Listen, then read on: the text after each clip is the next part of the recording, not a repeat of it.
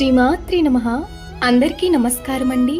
లలితా సహస్రనామంలో 56వ శ్లోకం. మహాతంత్ర మహామంత్ర మహాయంత్ర మహాసన మహాయాగ క్రమారాధ్య మహాభైరవ పూజిత.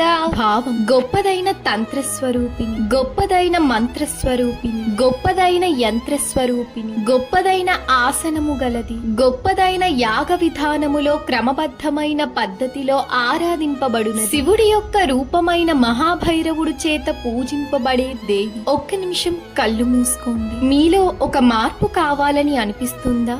అదే అమ్మవారి శక్తి.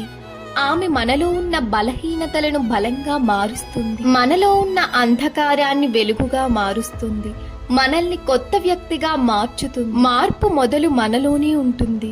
దాన్ని జాగృతం చేసే శక్తి దేవి. మనము మారాలని నిర్ణయించుకుంటే మన జీవితం మారుతుంది. ఈ రోజు మనం మనలో ఒక మంచి మార్పు ప్రారంభిద్దాం. లలిత అమ్మవారి కృప మన అందరిపై ఉండాలని, ఆమె మన జీవితాన్ని మంచిగా మార్చాలని ప్రార్థిస్తున్నాను.